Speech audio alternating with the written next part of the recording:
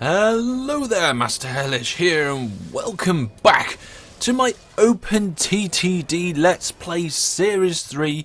Here we are. It is now the 27th of August, 2048. We're in the future, and I'm here by myself today to kind of just oversee the empire which has been built over the last 45 episodes. Welcome to episode 46. Let's see how things are getting on, shall we? First things first, we want to keep an eye on this detailed performance rating. When this game hits 2051, the standard game will end and we will get a score. I mean to keep all of these things high and fantastic. Now, I'm looking at the minimum profit. It's supposed to be, I think, 10,000 is the minimum. We've got 26,000 on the items. We've still got some planes going around, but they're all doing pretty good by the looks of it. There's only 4 of them left. They've been crashing slowly. We got no ships yet, no ships at all. No road vehicles because they don't make near enough money to meet these targets. I can hear trains breaking down left, right, and centre. In fact, you should just come to the middle of the map and just listen. They've stopped now. Why have they stopped? Oh, there's one. There was one. I don't know whether you can hear that, actually, because I've turned the game sounds down, so you can hear me and my wonderful voice. Here we go. This is the train list. Let's sort by profit this year, see how things are getting on. We've got a train that's in the depot. Appears to be stopped completely. Let's go check that out and see what that... there we are. So what it is, it looks like we've reduced the amount of trains on this track. Yeah, there was 2, there's now only 1. What we're going to do is just get rid of that one. There we go, just get rid of it completely. Now, that was a UFO landing, wasn't it? Yes. There's the UFO near Sindingbury, with a tiny little water train. I hope that train's doing some good. Where's it going? Where is this? Where are we? Oh, we're down here, near the urinary tracks. So that we're going to have to keep an eye on that. Let's bring a viewpoint up for that so we can keep an eye on it. So a viewpoint, click and hold the map button, go down to extra viewpoint, and here it is. You get a little extra window. Fantastic little things to have. Let's pin that and keep an eye on that UFO. Perfect for keeping an eye on UFOs then. When they finally get blown up by the government planes, jobs are good. Right, Drunkford Factory, the station, obviously way too big for what we were doing. Are those? Yeah, we've got some depots in there which are forced depots. I'm very undecided on forced depots because on the one hand, it slows the train down. It takes some time to get out and slow down and go into the depot and then come up to speed again. But on the other hand, having a train service regularly will stop breakdowns, and breakdowns can cause terrible flow. Let's look at the available trains, see what we've got. Available trains, here's the list.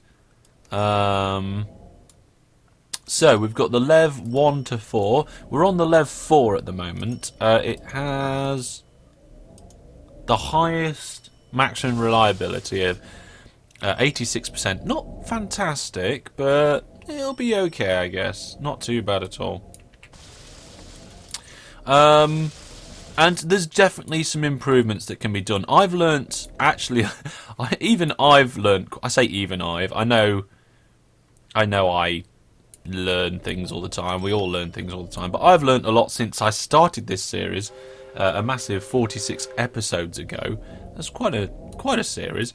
We'll talk about the future of the series at the end of the episode, because I think it will be appropriate to do so then. But look at all this money coming rolling in. We've got £527 million. That is amazing. Totally and utterly amazing. But yes, at these junctions and so forth, you can kind of see how good they are by fast forwarding. So if we go to one of the more busier junctions, let's focus on these 2 junctions here. If I fast forward, you can see trains flowing through, and you can see the flow a lot better. Oh, the finances. Let's have a quick look at that. So in the last 2 years on train running costs, Train running costs have been escalating. However, the amount of train income has been going up as well. So that's really good as well. That's brilliant. Right, okay, let's go back to what I was saying. So, yes, if you focus on a junction and watch a junction, sometimes it's difficult to see how it's flowing. Either because things are happening so slowly and they're edging round the junction bit by bit and there's too much going on, or trains just pass by and then there's time like this where there isn't really any trains using it and you don't really get a good idea of how they're interacting with each other. The best way I find to do that is to fast forward it. So in single player, if you hold down tab, that's what happens. You get a fast forward like this and you can see the flowing better. You can see where most of the trains are coming from. You can see where most of the trains are going to. You get to see, if we just concentrate on this one junction, you can see there's quite a few trains going up and down. There was a tiny bit of slowdown there, but most trains are just going straight through, and a lot of them are coming from the north up here on the right and coming over the bridge and going in. Yeah, lots of them coming that way, and lots of them are using this top line at the top here and going up north as well. A very good way to analyse your junctions. Fast forwarding, I find it personally very helpful. So what else have I learned throughout this journey of this series? Well, at the beginning of this series, I didn't know that you could get a train, click on its orders, and I didn't know that you could click on a building and hold control and it will automatically set the order as full load cargo. That's something that I think either, was it Doc or Uperia might have told me? Can't remember who exactly it was, probably Doc. But there we go. That's something I've learned since the beginning of this series, at least. Also, for have we got any terminus stations around here? I think we've got a terminus station here. Look, these signals on a terminus station are completely and utterly pointless. Okay, they're not required. So we're just going to wait for this train to leave, and then we're going to take. Oh, there's another train. We'll wait for that one. Oh, there's more trains. Oh, right. Okay, we're going to take that out completely and rebuild it. Okay. We can rebuild. So you can actually do this. Also, if you really want to, you can use the correct train type. That usually helps. There we go. Maglev. Let's just let that train go in. There we go. There you go, mate. Get in there.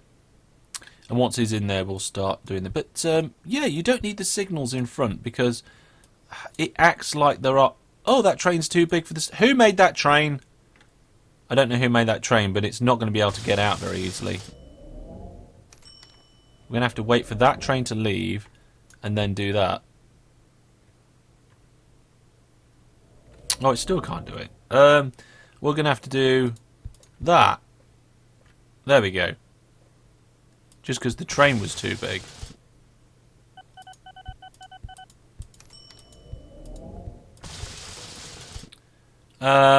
That looks like it's about right. So let's get rid of all this stuff that I put in here for the big there it is. Is that another big train? I don't know. It's certainly taking up. There's. Hang on. These water trains are humongous. What's going on here? What's going on? Well, also something that I knew before, but I keep forgetting. Is these signals on exits you shouldn't really put in on junctions. That's how you get gridlock situations happening. You want trains to be able to flow out before the next train leaves. I think I have managed to gridlock the whole situation now because these trains can no longer fit in the station. What we're going to do, we're going to fix that though. We're going to fix that by doing number of tracks for platform length 1, and we're going to make the platforms longer. Okay, so if I reverse that train, it'll go down to the end of the platform. There we go. Now, here's my viewpoint. You see my viewpoint? You can see that the UFO's been blown up. I don't even have to go over there. I can just fix it from here. Look at that. Look at that. We don't need to go over there. We don't have to go over there. There we go. And we can close the viewpoint. Brilliant. There you are. There's another tip for you. It's tips galore today. So yes, I had to fix that station by making it longer because the trains were too long because I forgot to put wagon removal on probably when we was converting them. But it gives you that extra 1 square of space that you don't always need. I'm not sure whether the signals are set up correctly there. We'll see about that some other time. Yeah, well, so, yeah, well, that's pretty good. Things are going pretty good. Right. Looks like there might be a little bit of slowdown around here. What's this? Oh, we've got a not food processing plant. 180 tons of wood. I'm not sure, but from experiments we've done so far, it seems that if you plant trees, the amount of wood that these lumber mills make goes up. 180 tons at the minute. Then again, it's only just finished cutting down the trees that were there. So yes, we're doing pretty well. Pretty good. So we've got this massive loop that goes around the whole network. It cost me millions and millions to do, and then we upgraded it over and over again. And what else was there? There's this node over here. This is the Rungfren Pool node that you should know by now. It's doing pretty good. I'm just going to check for new farms. That's an old farm. That's an old farm. There's a farm here, but looks like, yeah, we're already using it in this. Oh, I forgot about the Binwell node. Yeah, this whole Binwell network started to grow out there for a little while. Really, we should redistribute things, but maybe we can do that once we've upgraded our technologies. Is this a new? Yeah, that's new. Benfin Way Farm. Also could move rubber if we wanted to. Just the factory takes rubber in this climate, doesn't it? Let's have a look at the display. The supply chain. Yes, rubber plantations. Let's get a rubber train in. New vehicles. That one with rubber truck.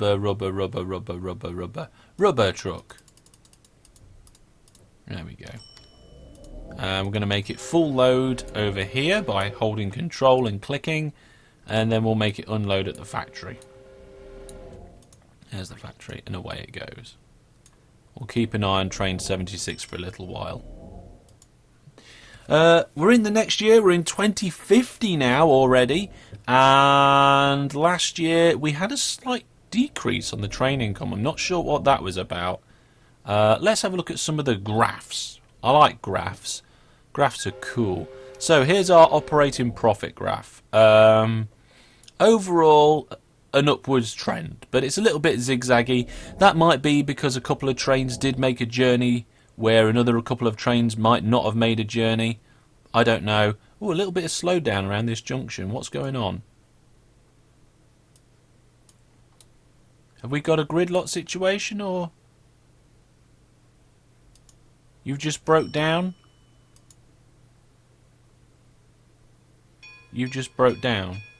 Unbreak down. I think that's the only problem, because you're blocking the whole path.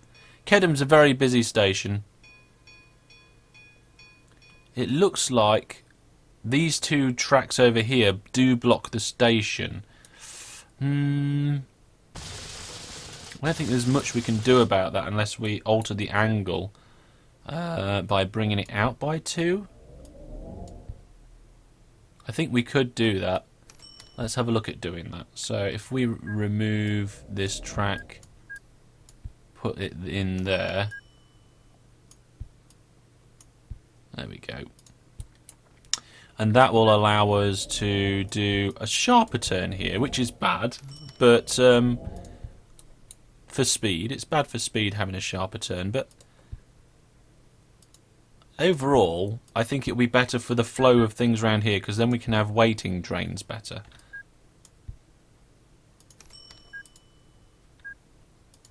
Come on, get out of there. There we go. So then we can put signals in here. They're the wrong kind of signals.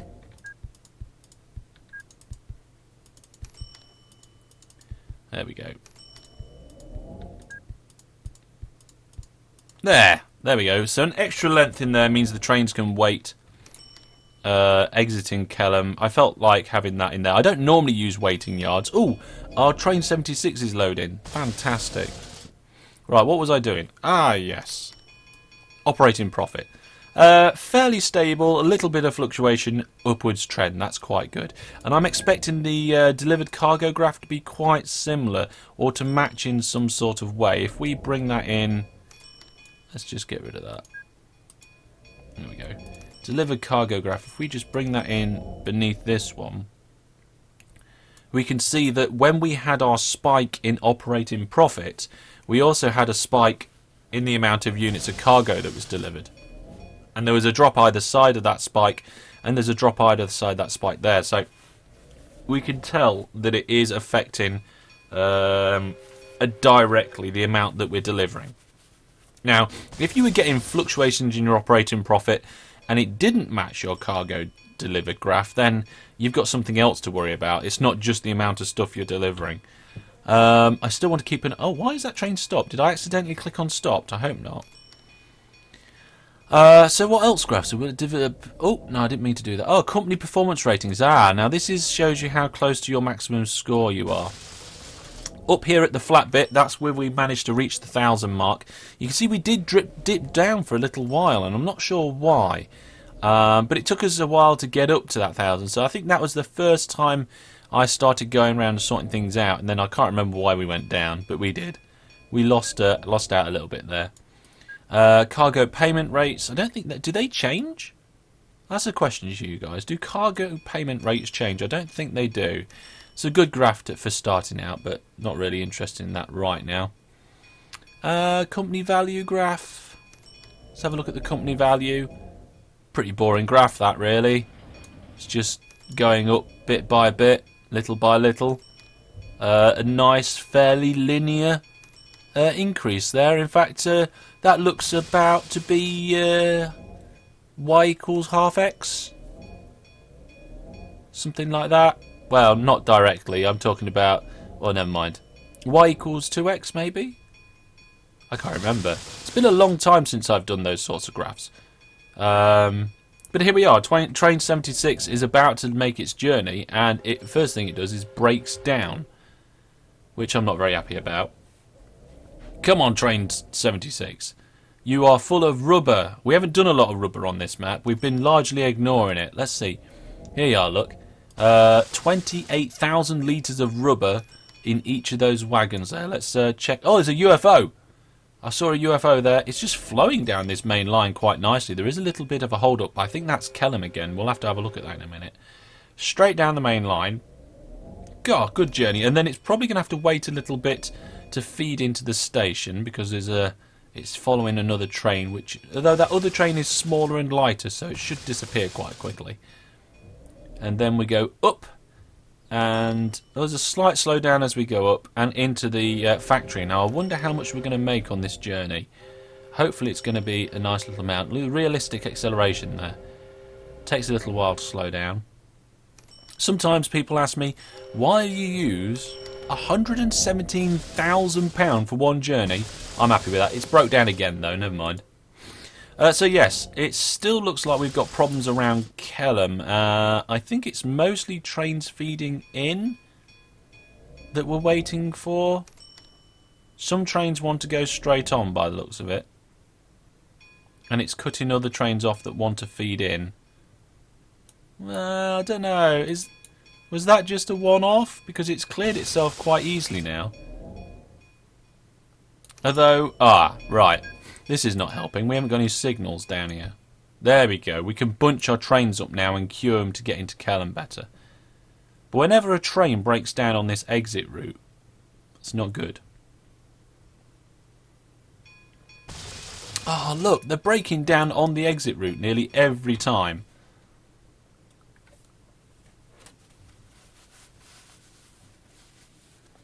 Come on. Don't break down on the exit route. That's not what we want. The thing is, though, is that they have so much time waiting at Callum to get out. Okay, so it's waiting to get out that's the problem. What we need is... no, oh, for crying out loud. We know that we need a secondary route out. Okay, so I'm going to completely redesign this. We're going to remove these pieces of track here. Then we're going to let these trains disappear. Okay, and then we're going to do... let's get rid of this as well. I don't like this. It's not working. They're just queuing up. What we're going to have is a secondary exit route here. Okay. And we're going to put them like this and like this. And we're going to let this train go first and then this train. But then we need a crossing point here. There we go. So I don't know if that's perfect, but it should be an improvement, I think. Makes sense to me that it's an improvement. Let's bring that there like that and that there like that. They should be able to... Yes, they can leave now. So I'm thinking that if a train's blocking one of these routes, they should be able to take the other. In which case we need less signals. So let's go signals, let's remove these two and these two. So now if a train breaks down whilst leaving the station, other trains should still be able to leave. So it's almost just like a breaking down area. Let's do a bit of fast forwarding, seeing how the flow works. Oh, look at that flow. It's a little bit better, that.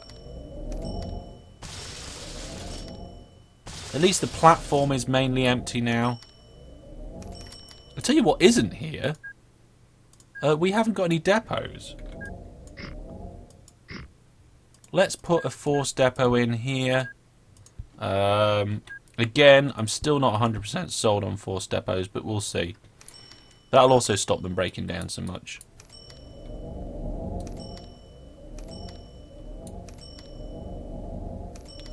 Yeah, that seems to be working quite nicely. I mean, that signal's not matching up with that one, which is doing my head in, but apart from that, it's all looking pretty good. Oh, we got a UFO landed. Let's bring up a viewpoint again. We don't want to lose sight of that. Right. So I think we fixed Callum. There's now no slowdown at all. Let's just fast forward a little bit and watch that main line. Yeah, it is actually slowing down a little bit. So maybe we could do with a little bit more of an upgrade round there and see what it is. I think that main line just needs something maybe to help feed trains off Callum. There's lots of trains coming in from the south. Ah, the Daily News. Pass Transport Limited achieves Tycoon of the Century status. Oh, wow, look at our ship. We didn't have any ships. Transport focused, Tycoon of the Century exclusive interviews. Wow, we made the front page of the Daily News. And there we are. Pass Transport Limited, 1,000 points, top of the leaderboard. You can see here that, was it in, let's see, so in my Series 1 Let's Play, my Master Hellish Shifters company achieved 870 points. In Season 2, my Hellenbach Logistics company received 872. And this time we've got 1,000. Woo! And there we go. We can keep playing past that particular date. That detailed performance rating is pretty useless now we've got our score. We want to keep the eye on that UFO a little bit. But there we go. I'm going to actually pause the game. I'm going to hold the game right there. Because we're going to end the episode here. And that is kind of going to be the end of the series. And I say kind of because we're going to be going into a new series, but it's going to be the same map. And what I'm going to do is I'm going to get this map, I'm going to hack it a little bit, and we're going to add some mods. So we're going to, next time I see you, next week, possibly next week or the week after, we will have this game up and running again, with Pass Transport Limited still, and we will be using our 7 £100 million on expanding and upgrading this. But because the mods are coming in, I'm kind of counting it as a new series. We're going to call it Series 3.5. 3.5. Yes, Series 3.5. Remember, if you want to learn more about OpenTTD and how to play, you can go check out my tutorial series. I keep it up to date and I add new videos to it every now and then. I also do spotlights about mods and so forth, so you can check them out on my channel. And of course, you could always go back and watch Series 1 or 2, or this series if you really wanted to. If you haven't seen all of this series, there's a link to that in the description, a playlist, so you can see the whole thing if you wish. But there we go. That is the end of Series 3. I want to say thank you very much for watching. I have really enjoyed it. I want to say thank you to everybody who has joined me on these Let's Play. All the different players who have come in and had a go, especially the people that have been on here quite a bit, like Mark Kyle, Mad Mike and Tidmouth, all of which have featured in many of the episodes on this series. It's been great having you guys join me on it. We'll have some people visiting on this series again sometime soon when it goes to 3.5. Big thank you to everybody for watching and all of your comments which make this series what it is. Very often we couldn't keep improving my techniques in doing what you want us to do without your comments, so please keep your comments coming in. Well, that is the end of this series. I have been Master Hellish. This has been my OpenTTD Let's Play Series 3. And until I see you in Series 3.5, take care